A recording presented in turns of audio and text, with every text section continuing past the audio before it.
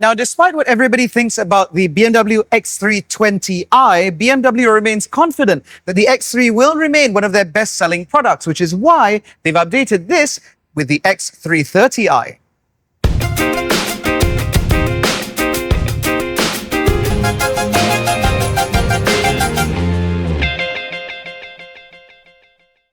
Actually, small correction. This is now referred to as the X330, where the previous model that we reviewed was called the X320.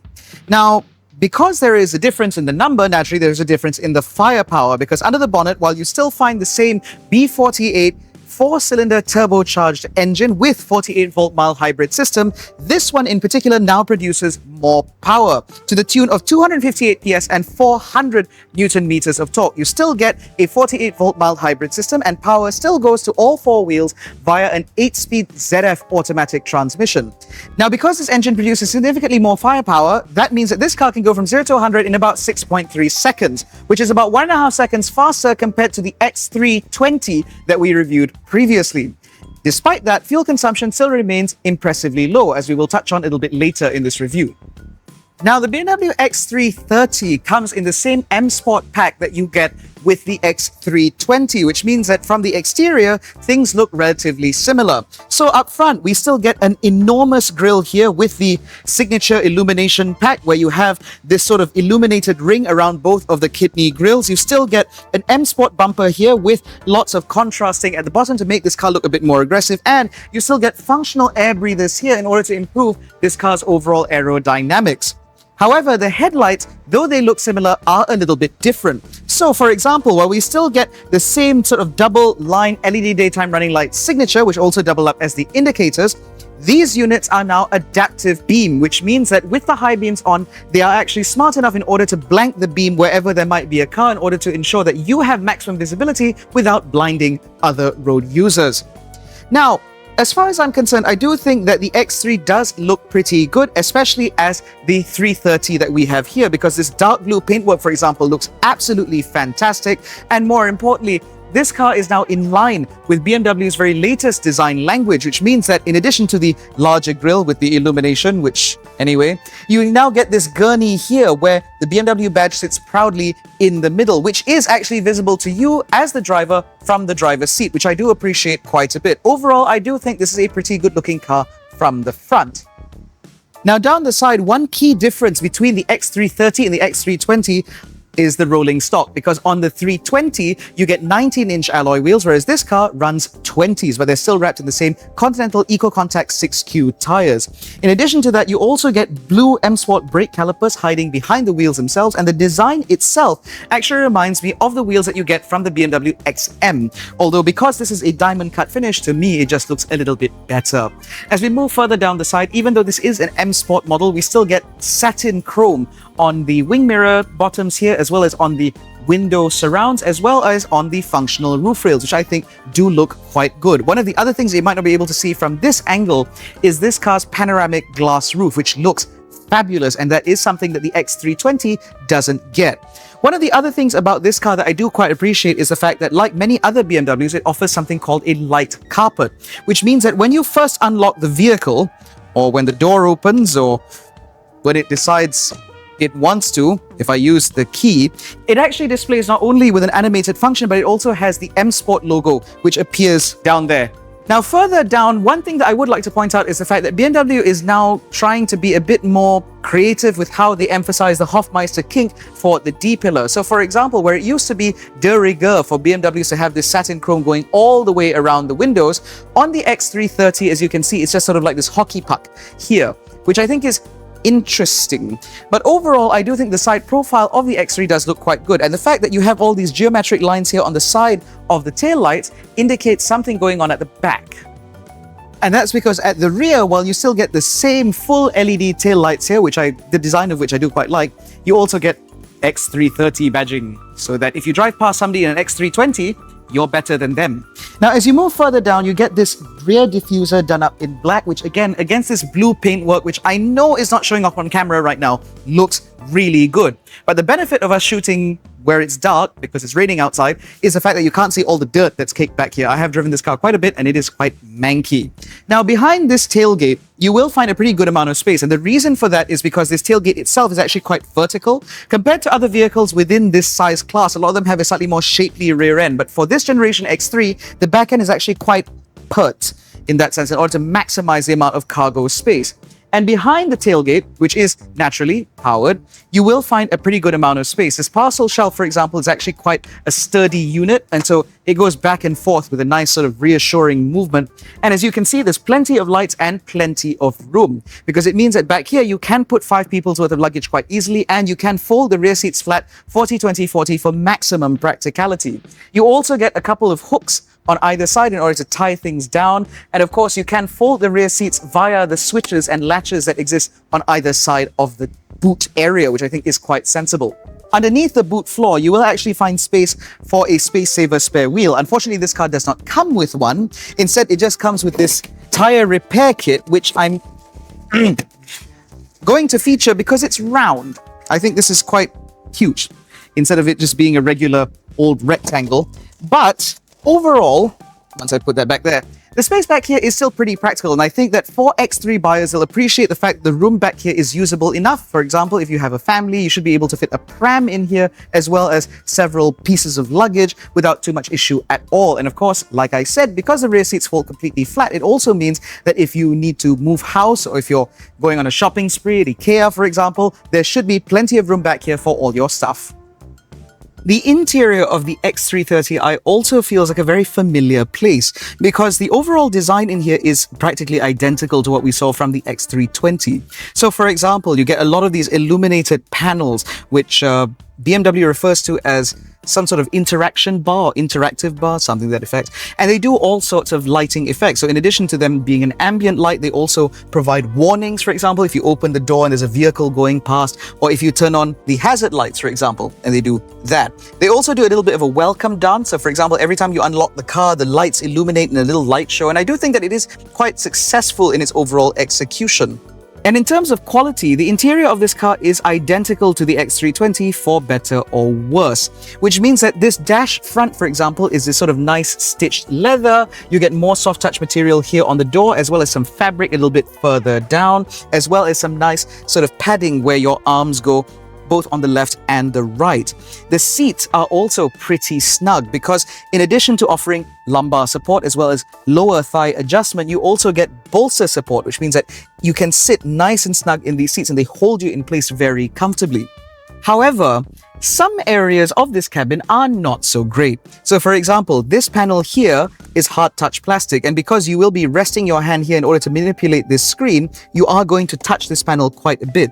The same goes for this center panel here, which feels like sort of unvarnished wood, but it's not particularly pleasing. And the panels around here are also hard touch, but the worst offender of all is the touch panel that exists on the door card itself, because this is essentially what controls not only your memory seats, but also the central locking for the driver, and for the passenger, that's how you control the airflow from the side air conditioning vent.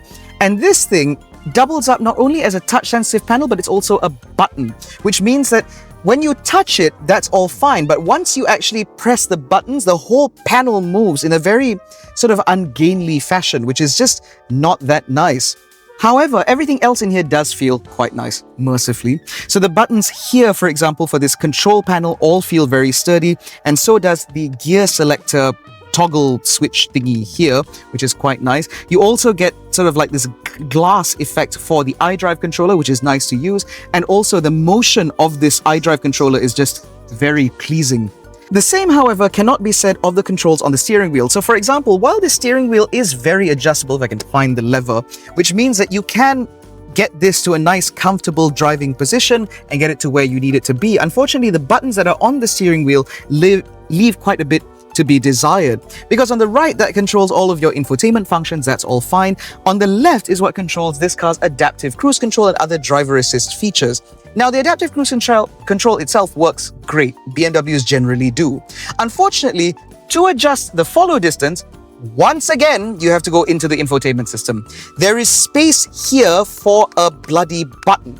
but they insist that you do it in there because in some markets, that's not a standard feature. And so they're not going to give you an illuminated button to do that. Now, speaking of the infotainment system, you do get this curved display, which does look fabulous. It is a very sharp, very bright display, and it shows you everything that you need to at a glance on the home screen. The moment you go into the app drawer, everything looks exactly the same, which means that it doesn't matter if you're looking for display functions or a game controller or the BMW Assistant or in fact the 360-degree camera, all the tiles look the same, which is not good. Now, mercifully, however, this screen does offer wireless Apple CarPlay and Android Auto, which I cannot display at the moment because my phone is in another car. But I can tell you that it takes up the entirety of the screen, which is great. But it does leave this panel down here in order for you to manipulate this car's HVAC system, which means that not only can you adjust the temperature from here, you can also adjust this car's ventilated seats all from the main screen, which at least means you don't have to dive into something in order to control it, which I do appreciate enormously. Now, in addition to this, obviously you have a digital instrument cluster, which remains one of the systems that is slightly less than customizable within this space, but it does display the information that you need at a glance, so you win some and lose some. But in addition to this, there is also a full color heads-up display supporting the instrument cluster, which means that, for example, your ADAS functions can be displayed in the screen, so can your navigational instructions all right in your line of sight, which is exactly what you need. That is all pretty good. And it is, of course, manipulatable via the buttons on the right side of the steering wheel. Now, speaking of the steering wheel itself, it is a flat bottom unit, an M Sport unit at that, which means that there are cuttings or openings in this sort of central spoke, and it is a little bit thicker rimmed, which means that when you hold it, it does feel quite nice in the hand, and you do have paddles on either side to control this car's 8-speed automatic gearbox. Now, in terms of practical considerations, there are a couple of cup holders here, large enough for a Lego water bottle. And of course, you do get a couple of USB-C ports in the middle, in addition to a wireless charging pad on the left side of this panel. You also get a decently sized glove box here, which is large enough for things like media tags for the KL International Motor Show. You also get a hook here, if I can deploy it. Oh, sorry. That's actually the button to open the glove box. But this glove box is at least lined in felt, which means that anything that you put in there will not rattle about. And it does open with a nice sort of damped effect, which again lends to this car's sense of luxury and premiumness. Now, beyond all of that, I do think that this interior is relatively well appointed. I think the quality in here is commensurate with the price, which I think that a lot of people disagree with me on, but I think that genuinely, this is what you should expect for the money that this car is commanding. However, BMW has thrown in one nicety in the form of this car's Harman Kardon audio system, which in addition to being very nice to listen to, also has illuminated logos, not only on the base of the A-pillar, but also in the second row, so that everyone in your car knows you have the expensive one. The back of the X3 is actually quite spacious, again, against vehicles within its class, because with the front seats that are in my driving position, about 170 centimeters, I have a good amount of knee room, plus the backs of the seats are actually scalloped to maximize space, and I have a pretty good amount of headroom despite this car's standard fit panoramic sunroof, because the sun blind actually rolls to a position behind my head, which means that it doesn't overtly impact headroom, which is always nice to see. The footwells are nice and deep, which means that I have plenty of space to put my feet, and I have very good under-thigh support. And if I had a driver that was a little bit taller, I can still tuck my feet in underneath the seat in front of me quite easily. Now, there is a relatively sizable central hump here, but because the footwells are quite deep, it should mean that even 3 passengers abreast shouldn't be, fighting for foot space. And of course, if you have a child here, that central tunnel thing should be actually large enough for them to put their feet. Now, I would like to point out something about this car's climate control system, because the rear half of the cabin actually has its own climate zone, which you can manipulate via a touchscreen that lives back here just above the USB-C port. Now, there are a couple of crotch coolers there. There are no B-pillar mounted air conditioning vents, which is quite unfortunate. But talking about that infotainment, or rather the climate control system back here, that leads me on to the fact that the front seats now enjoy ventilation, which is something that the X320i did not offer. Now the X330 does. The other thing that the X320 didn't offer, that this car also doesn't offer, is reclinable rear seats, because unfortunately this is the only seating angle you have. It cannot be made more upright, nor can it be made more relaxed. but I do think this is decently comfortable. I actually have very good side support, which is very surprising for a car in this segment. I also have a deployable center armrest here with a couple of cup holders. I've got nets behind the front seats for me to hold items. The door bins are big enough for a 1.5-liter size bottle. And the material quality back here is just as pleasing as it is in the front, which means that overall, life is pretty good. And in addition to the USB-C ports that live in the center console, you also get these little pockets here, or rather this little sort of expandable accessory holder thing, which means that you can go through the BMW accessory catalog and get, for example, a coat hook or an iPad holder, which you can mount here and then plug the iPad into the USB-C socket there, which means that, for example, if you have younger children who need to be entertained over a long drive, you can just put their device here and then they won't nag you for at least another hour and a half before they say that they need to pee. Now, talking about children, you have ISOFIX mounts back here, which are relatively easy to locate, surprisingly, but because the X3 is not the largest car in the world, it does mean that, for example, a bulky rear-facing child seat might be a little bit of a challenge to get through the doors. And then once they are in, you may realize that there might not be enough tolerance before it hits the backs of the front seats, which is less than ideal. But overall, I still think the back end of this car is practical enough for the sort of people that the BMW X3 is targeting. This is meant to be for younger families with younger children, and I think that the space in here is perfectly suitable. In fact, if once your children go past the age of being a toddler, once they're on, for example, booster seats, then there is actually more than enough space back here. And once they become adolescents, again, plenty of space back here. However, one of the key differences with the X330 over the X320 is, again, that engine. So while it still uses the same 48-volt mild hybrid system that we've become familiar with from BMW, the additional firepower from that B48, according to BMW, changes the overall character of this car quite significantly. So let's get back out on the road where it's a bit brighter to find out.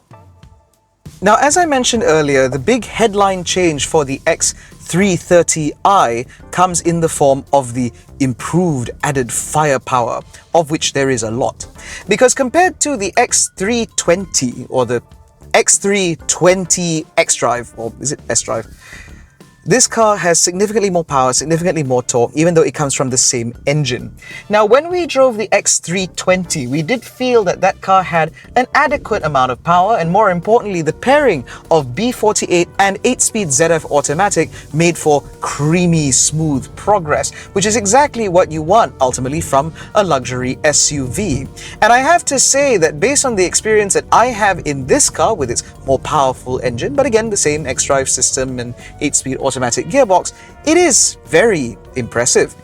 Because, for example, when you're just potting about in town doing urban speeds like I am now, the engine is not only very responsive, but it's also very smooth. The 48-volt mild hybrid system also means that this car's start-stop system operates very, very smoothly, although again, this is not unique to the X330i. What is unique, however, is the torque, which means that when you put your foot down to, for example, join traffic on the Subang Airport Road, you get up to speed very, very quickly and very convincingly indeed. In fact, this car makes no delays about getting up and just getting on, which I like a lot. It makes this car very easy to drive, very likable as a whole. And it just feels like this powertrain pairing works a little bit better for the X3, because ultimately X3 customers are the sort of people who want a very BMW-like driving experience, and having more than adequate amounts of power and torque is something that is integral to the BMW experience. You don't want to be left floundering in your fancy new car, now do you? And once you are on the move, you will appreciate the fact that, again, these seats are very comfortable and ventilated, which is great because it's a particularly hot day today. And overall, it just feels nice. You sit in here and it feels like a BMW. The steering wheel feels like a BMW. The controls feel like a BMW. Everything in here fits the bill as what you've come to expect from a BMW. And then once you hit the motorway, the X3 just improves. So when you drive about in town, the suspension of this car again feels very BMW, in the sense that you can tell that body control is a primary focus for them, where they want to minimize movements as much as possible in order to make this car still feel very natural, but still very agile nonetheless, the way a BMW should. But despite doing that, it doesn't compromise in terms of comfort, at least at urban speeds. Sure, you can feel lumps and bumps, etc., imperfections in the road, perhaps a little bit more than you would in, say, a competing Mercedes-Benz. But at no point does it feel uncomfortable because, again, the engineers at BMW know how to make good suspension. And so it certainly comes through with this new X3. But on the motorway, I think this is where the X3 really comes good, because a lot of car makers, not just within the luxury space, but even in the mass market space, etc., they claim to have cars that are very fast and they're very good at covering distance, etc. But very few car makers quite know how to balance a car the way BMW does. So for example, as I sit here doing about 100 kilometers an hour on the NKVE, or under 100 kilometers an hour, this car feels very comfortable indeed. Yes, again, I can feel certain movements as the car goes over imperfections and surface changes on the road, but it doesn't feel uncomfortable. And of course, being a BMW, because body control is very well managed, it also means that as you go through high-speed corners, the car feels very confident and very stable indeed, which gives you a certain degree of confidence as you cover meaningful distance in your family SUV. This is a sort of car that is designed to take in road trips and that sort of thing. That's kind of what this car is all about. You want to be able to pack your family in the back and cover meaningful distance and go somewhere adventurous and interesting. And I think that the X3 can do that quite well. On top of that, when you're at motorway speeds like I am now, you will find that wind and road noise is very, very well managed. Even though this car has very large 20-inch alloy wheels, road roar is very, very well managed. In fact, you hear very little of it unless you're on particularly coarse chip surfaces like I am now. The Elite motorway is famous for this. But once you hit, for example, the North-South Highway with its slightly more managed surfaces that feel a little bit smoother and a little bit less coarse, the noise just basically disappears, which is, again, what you want from a vehicle like this, because you don't want the cabin of your car to feel very noisy and blustery. Speaking of blustery, wind noise is also very well managed, no doubt, from many, many hours spent in wind tunnels, profiling the wing mirrors and whatever else, in order to make this cabin just feel very, very quiet. You can do 110, 120 kilometers an hour for several hours at a time, and you will not feel it, because this car just feels so solid on the inside, for lack of a better phrase, because as you close the doors, it feels like you're closing the doors to a bank vault. It feels like you are insulated from the world around you and you're ready to take on whatever adventures might lay ahead. Making this even easier is the fact that this car comes with a full suite of active safety features, which I discovered that on the marketing material, like the flyers and leaflets and stuff like that, don't really fully clarify what this car can do. So this car actually has Driving Assistant Plus, which means that you get adaptive cruise control, blind spot monitoring, rear cross traffic alert, etc., all the stuff that you'd expect from a modern BMW. And I'm glad that in the X330, all of these features are included as standard. It's not some ridiculous cost option the way it is on some other BMWs, and thankfully it is also not a subscription. And so what that means is, yes, you might have to adjust the follow distance on the screen, which is absolutely infernal. But at least the system works very well, which means that as you're covering distance on the motorway, you just sort of set the speed that you're comfortable at and the car will manage the rest. On top of that, because this car has level 2 semi-autonomy, I prefer adaptive cruise control, yes, but you do have assisted driving, which means that if you just press the mode button and go into assisted driving, the car will do the steering for you as well. And because BMW's ADAS systems are very, very well polished, it also means that as you sit here, all you need to do is really monitor what the car is doing. Oh dear, that's unfortunate. But anyway, the car centers itself very well. It does so very confidently indeed, and it maintains a comfortable distance between you and the vehicle in front of you. And again, it just takes away the strain of driving. I have driven this car quite a bit, I think about 400 kilometers, but it's all been in town.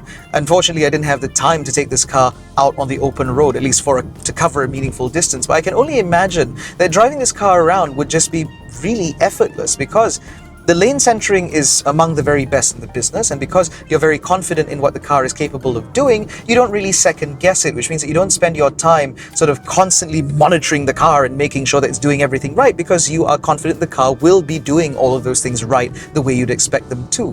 Which means that as you're sat here, it's just a very comfortable place to be. I have my ventilated seat going, I have my assisted driving going as well, and I can see what the car can see through the heads-up display, and of course I have the Harman Kardon audio system to entertain me over a long drive, which just makes this, frankly, ideal. And then, in order to compound this car's ability to cover distance is the fuel consumption.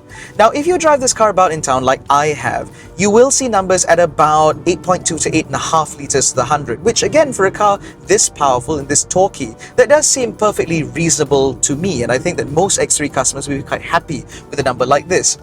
But the real kicker actually comes from this car's open road fuel consumption when you're on the motorway just cruising thereabouts, because I've seen numbers as low as 6.9 liters to the 100 while still maintaining 110 kilometers an hour.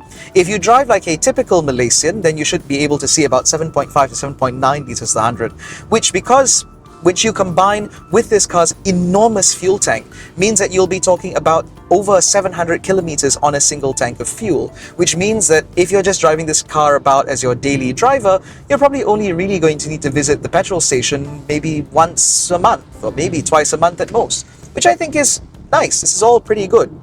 Overall, I understand that some people have some gripes, especially with regards to the X3's interior, but I think that when you consider the amount of money that this car is asking for and what it represents not only within the lineup but also in terms of social perception, I think that the X3 does seem to cut a pretty fine figure. The X320 was already very impressive, and this X330 just builds upon something that was already very good.